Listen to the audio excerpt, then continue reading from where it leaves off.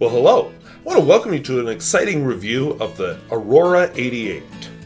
So what you have in front of you here, this is an Aurora 88. This is the original Aurora 88. You didn't think I was going to review one of the modern ones, did you? Not at $400 and some for the cheapies. No. So yes, this is from the 1940s to very early 1950s, because I could actually afford that. It came in a pen and pencil set, and then this is the case it came in. Now, interestingly enough, this is not... I don't think the case and the pen are matched, because I'm not going to show you the serial number that's on my pen, but I will show you I have the original documentation inside the case. It just slips open like that. I have the original documentation. My documentation comes with that serial number, and that is not what is printed on my pen. So, interesting. Now, the Aurora 88 actually came out. It was meant to be a competitor. By the way, the shape of the case, you see the Aurora logo there? Hold still. See the Aurora logo there? The shape of the case matches the shape of the logo. Alright, so enough on the case. Let's set it aside. So the pen was actually meant to match this pen, kind of to compete with it. This is the Parker 51. Parker 51 was a classic pen, came out in the 1941. I just recently did a review on it, and the Parker 51 is, well, it was very different for its time. And Aurora wanted to compete. Now, I am sorry, I am having computer issues here. So, I apologize for being awkward there. I don't even know if I'm recording anymore.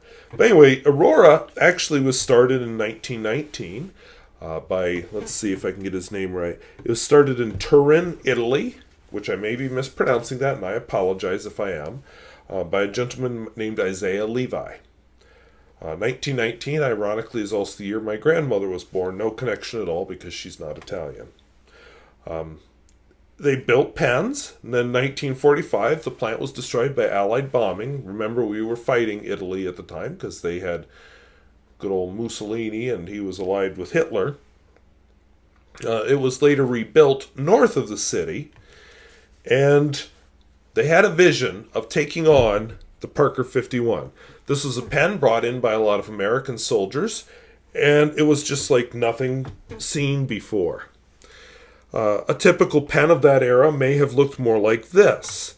This is a upcoming review. This is a Rexall monogram pen.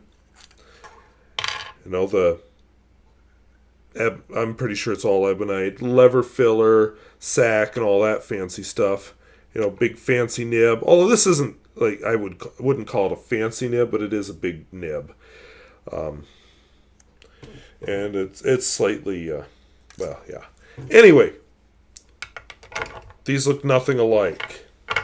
The Parker 51 opened the world up to new possibilities in pen design. So let's talk about this new pen design. So they wanted to take on the Parker 51. Aurora did. So here's what happened. They hired a designer. Now you remember Parker built their pen. They used an engineer. This designer was Marcello Nizzoli. In 1947 he was hired, and by 1948 the pen was in production. Now he is also known for designing some typewriters, Olivetti Laterra 22, Lexicon 80. These are both portable typewriters. And I do not know how to pronounce this name, and I apologize. I was going to look it up ahead of time, and I forgot. So here I am, making a fool of myself. Nichia Morelli sewing machine. So those are all his designs. And if you look at them, they're, you know, keep in mind the era, but they're pretty cool looking machines. And this is pretty cool looking. I like it a lot. In fact, I have been using this as a daily writer sometimes. You know, I just let my Lamy 2000 sleep, and this guy gets inked up with black, and I use it. When you look at the pen, it has a celluloid body. So this part is celluloid. Now you might notice that this piston filling knob is a different color. That's because that's ebonite, and that was exposed to the sunlight and such. The grip section is also ebonite, but of course, being covered in the cap, it's not faded. The serial number is on this side, and then it has Aurora 88 written here, and I will bring out the magnifier in a bit to show you more closely. There's also a very nice ink window here. Now, I have this inked up so you can't see it.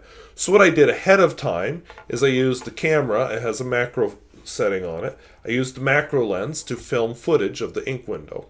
I think that is such an attractive ink window. It's reddish and ribbed, and it's just cool looking. So it's just so attractive. I like it. In fact, the first time I saw a vintage Aurora 88, that's what I fell in love with, was that ink window. Just so pretty. Mine has a silver cap. If you look closely, again, when I bring out the magnifier lens, right there, it tells you that it's silver. A lot of them in the beginning were sold with a Nic Argenta alloy. Later on, they expanded to more materials. There was some gold filled, and so on. But this one's silver. Now you uncap it. It has a Nic Argenta clutch ring, because that's what the cap kind of clutches when it goes on.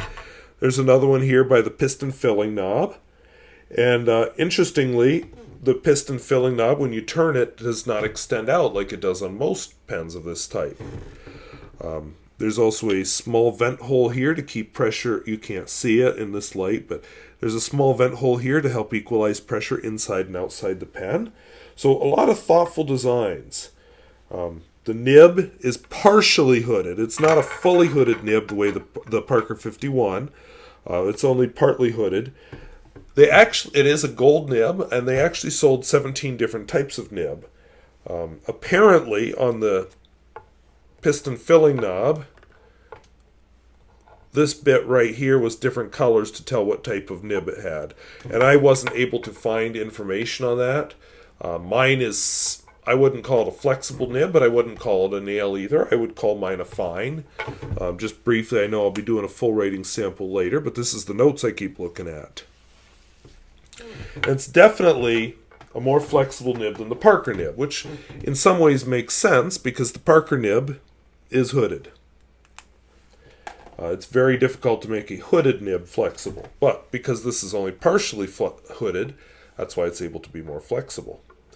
The piston is very sophisticated, and if this pen were released, just going by inflation, the cost of this pen, interestingly, would be $85 in today's money. Now, I believe that is a function partly of the value of the lira, which was the Italian money in 1948 when the pen was released. But yeah, I find that interesting, that this is not as expensive as the Parker 51, but every bit as good, if not better in some ways. Definitely has some faults, but we'll get there. One of the things I will point out is, and you can't see this either, I did attempt to light it. I was sent a light to look inside the cap. It works for me. I tried it with this document camera. It wouldn't show up. It wouldn't work. So you're going to have to do without it. But down here, about in this area, there's a sharp ledge. And it's easy as you're capping the pen to hit the nib on that sharp ledge and bend it. So that's something I do not like. So the companion pencil is very similar. It's not like today's mechanical pencils. It has a much thicker sort of lead. The little clutch that comes out to grab the lead, but very thick lead. I believe 1.18 millimeter. And it works. I'm not much for mechanical pencils. But there it is for what it's worth. Alright, let's set the pencil aside because I don't care about it. Alright, so this guy, I suppose you want to see it right. But before I do that, I'm going to do the magnified view. All right, so I need to apologize if everything jumped suddenly there. The battery in my camera died. I didn't know that it was almost dead, and that's why I was having so many connection problems. So problem solved. Happy again. All right, so back to we were going to do the microscope view.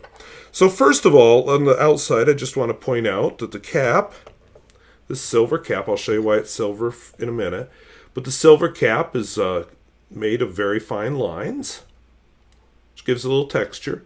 Here is how I know it's silver. Printed in very small letters on the cap. I think that's a symbol of some kind. I never really ran across this symbol in my research, so I can't give you anything intelligent about that. But there it is. Nothing else really printed around that I saw. A lot of micro scratches, of course. This is the vent hole in the barrel that I was talking about. Yeah, it doesn't show up here either. There. And yes, you can see all the scratches in the barrel. When I mentioned that on the filler knob that it has a color, I just... actually, if I want to access, I have to somehow pry this cover off to get to a little brass screw that's underneath if I ever need to fix it. So hopefully I don't ever need to fix it. Uncapped. Of course, printed on the grip. Let's turn it nicely for you. Aurora 88. The other side has the serial number, but like I said, I'm not going to show you that, just in case. And then down here is the lovely gold nib, which is somewhat flexible. Now, if I flip it over, again, looking closely, you can see the feed. This may not be the coolest thing, but that's the feed. And you can see that the nib kind of hugs the feed. And you can find information about that online as well. So those are the details of the pen. I think the cap, I think the cap is attractive. I like the clip. The just kind of minimalist functional clip is attractive. Let's see here. Zoom it in slightly so you can admire. See, not bad. Oh, okay, come on, focus. There we go. See, later iterations replaced this cap with a more this clip with a more streamlined clip. But then eventually they went back to this, and I think people were worried that maybe it was not robust enough. But you can see it's plenty thick. So yeah, all in all, a very attractive pen. And definitely one that was well equipped to take on the Parker 51. Now, I don't know if this pen ever got the fame in the United States like the Parker 51 did, but it is what it is. All right, so let's do a writing sample, because that's what you're all waiting for anyway. And fittingly, I have this inked up with Aurora Black. So let me write the name of the pen.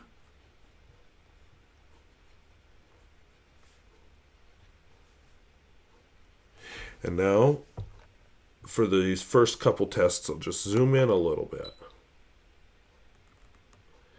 So you can see that there's definitely some line variation. The ink is Aurora Black, which is one of my strong contenders to be a writing black, but I find it does feather and bleed on some paper more than I like.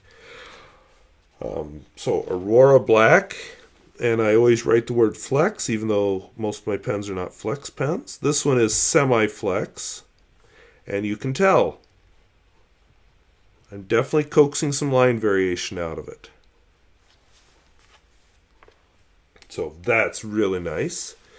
Now I always like to test my wetness and flow, which I don't know that it really tests that much, but we'll go with it.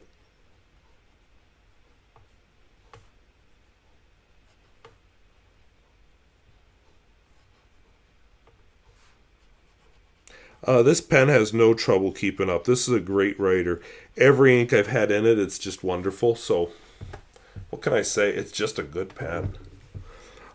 I always do a smear test, which is as much a function of the ink as it is of anything, and the paper. But it's satisfying just to watch that happen. So even with no pressure, it flexes or it plays down plenty of ink.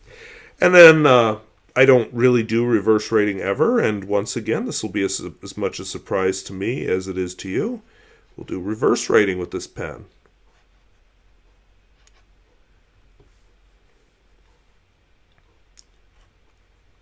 So I'd call that an extra fine. It's not scratchy at all. Perfectly acceptable. I don't think I'll ever do that again, but there you go. So all in all, I'm very pleased with the writing, and that's really what you buy a pen for. I don't buy them to look at, and these pens, as attractive and well designed as it is, this is a pen to write with. The modern Aurora 88 is a luxury pen, and I will talk more about that toward the end of this video. Alright, so we need a suitable quote, and I found one in my book of quotes over here. I just have to remember which one it is.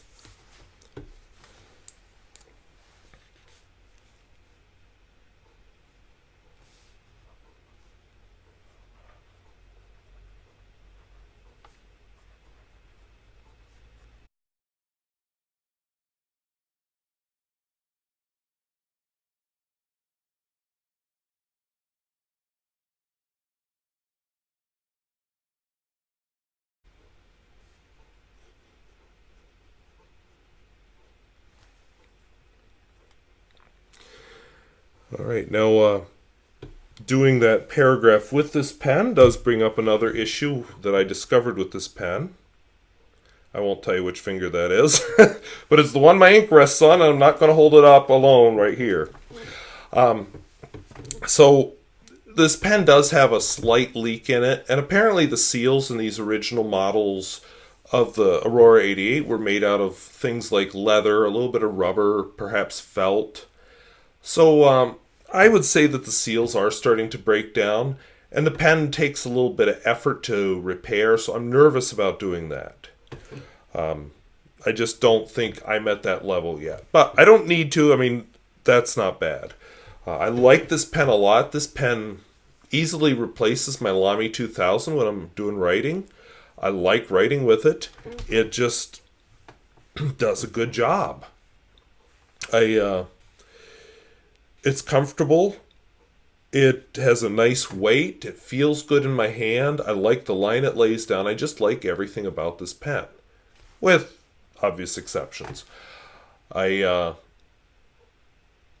wouldn't put it as my everyday carry pen, though, for one reason, which is it's rather difficult to replace. In a Lamy 2000, if I destroy that one, I'll be sad, but then I'll go buy a new one. This one, I'll have to search for one. They're still out there. You can get on eBay and such and find these. In fact, long ago, I ordered one of these from myuberpens.com. It got smushed in the German postal service somewhere. So I was really happy when I ran into this one somewhere else. Now, unlike my Uber pens, this person doesn't restore them to new. I did a little cleaning on it, but I'm not somebody that has to have my pens looking like new. I like them if they're older to look older. So that's an aesthetic choice, my choice, and it's my pen, so I get to do what I want, right? All right, so just a couple other things I wanted to mention about this pen before I put it away. It was redesigned several times, mostly minor redesigns. It was actually inspired a couple other pens. The Aurora 98 uses the same nib, I believe. It was discontinued sometime in the 1960s, but then was revived in, 1989. And as I said, the modern version is very different. The modern version is a luxury pen, and like I said, the cost is out of what I'm willing to pay for a pen. I like the looks of some of them. You know, they have kind of the same clip. Some updates to it. It's more boxy. It doesn't have the semi-hooded nib. The nib is out in the open for all to see. It comes in black versions, which I like. The ink window is just a plain clear ink window. I really like a couple of the special finishes that came out recently. I love the Soleil. That's an orange finish that came out. It's just gorgeous. The Nebulosa is also very attractive. That one came out more recently. But for those finishes, we're talking a pen $700-800. And again, for obvious reasons, that's not even something I'm going to fantasize about, because I look at a cost like that and I think, how many house payments is that? And yeah, I just can't justify it to myself. All right, but it is very different. Now, interestingly, in the 1960s, Aurora came out with a pen called the Duo Cart. It was one of the early pens that took a cartridge. They've just reissued that pen. It looks a lot like this. In fact, the Duo Cart was kind of modeled on this, except it took cartridges. And I did purchase a Duo Cart, the new Duo Cart. I will be using a converter in it, but I look forward to comparing the modern Duo Cart to this, because I clearly won't be comparing a modern Aurora 88 with this guy. So this pen definitely deserves its place in history. It's a very good writer. It may not have been quite as popular in the United States as the Parker 51, but it's not a U.S. company. Interestingly, this is the first pen to be exhibited in, let me get this name right, exhibited in the National Museum of Science and Technology in Milan. And if you can run across a vintage Aurora 88, I think you will like it. This is a good pen, and it just shows a lot of innovation. And as I said, where did I put my example? I don't know where I put my example. All right, we'll go without the example. Oh, here it is. It was designed not to imitate, but to compete with the Parker 51. And it's definitely very different from the pens that were on the market at that time. It's just a new direction in pen design. So very exciting. So happy I bought this pen. I'm really still sad about the one that was destroyed in the mail, but I got one, so it's all good. So thank you for watching, and we'll see you later. Bye-bye.